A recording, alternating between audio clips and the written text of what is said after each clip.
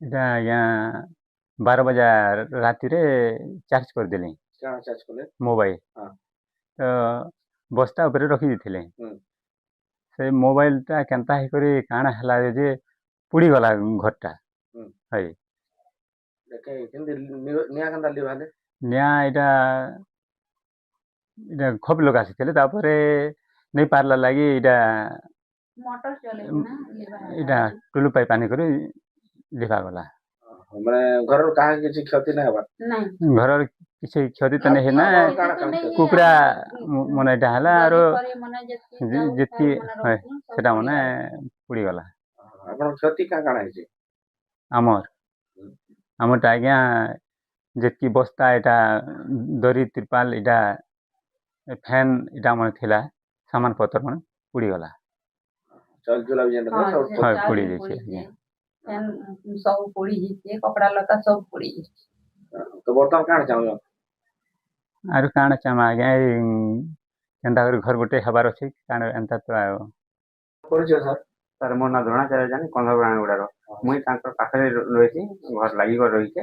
ତ କାଣା ହେଇଛି କି ଯେତେବେଳେ ସେମାନେ କହୁଥିଲେ ଯେ ରାତି 12ଟାରେ ଚାର୍ଜ କରିଦେଲି ତାପରେ ବସ୍ତା ଉପରେ ରଖିଦେଇଥିଲି ଆଉ ମୋବାଇଲଟା ସେକେନୁ ବୋଧେ ପୁଡ଼ି ଯାଇଥିବା।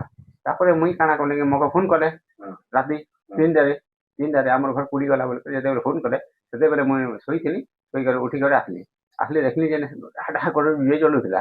ଜଳିଲା ପରେ କାଣା କଲି କି ସବୁ ଲୋକ ତ ଲାଇନ୍ ତ ଥିଲା ଲାଇନ୍ ସାଙ୍ଗେ ସାଙ୍ଗେ କାଟିଦେଲି ଆଉ ସେନ ଭିତରକେ ଯାଇକରି ସେନ ଆରୁ ବାକିଟା ଥିଲେ ମୋର ଭାଇମାନେ ସବୁ ଥିଲେ ଆମର ପାଖ ପଡ଼ିଶା ଲୋକମାନେ ବି ଥିଲେ ତ ସେମାନେ ଆସିଲେ ସବୁ ତାପରେ ଟୁଲୁ ଫୁଲୁ ସବୁ ଆଣିକରି ଆମେ ଜୁଇ ଲିଭାବାର ବ୍ୟବସ୍ଥା କଲୁ ଆଉ ଜୁଇକେ ଲିଭେଇ ପାରିଲୁ।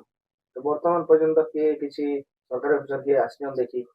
ହଁ ଆସିଥିଲେ ଆମର ଆର୍ଆଇର ପଟୁଆରୀ ସେ ଆସିଥିଲେ ଦେଖିଲେ ସକାଳେ ଥରେ ଦେଖି ଆସିଥିଲେ ତାପରେ ଏବେ ଆସିଲେ ଦେଖି ଆସିଲେ ଆଉ ତାପରେ କହିଲେ ଯେ ବର୍ଷା ଫର୍ଷା ହେଇଯିବା ଆଉ ସେମାନେ ସେକାନ ଦରି ଗୋଟେ ଆଣିକି ଆସ କାଲି ସକାଳେ କହିଲେ।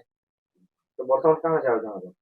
ବର୍ତ୍ତମାନ ତ ସେ ତ କହିଲେ କି କହିଲେ ତାର ଘର ପୋଡ଼ି ଯାଇଛି ତ ନିରୀହ ପରା ସେ ଜୀବନ ଯାପନ କରୁଛି ତ ତାକେ ସରକାର ଯାହା ସୁବିଧା ଦେବେ ଘର ଭଡ଼ା କି ଯାହା ବି ମରାମତି ଲାଗି ଯାହା ବି ସୁବିଧା ହଉ ସେଟା ଦେଲେ ଆମେ ଖୁସି ହେମୁ।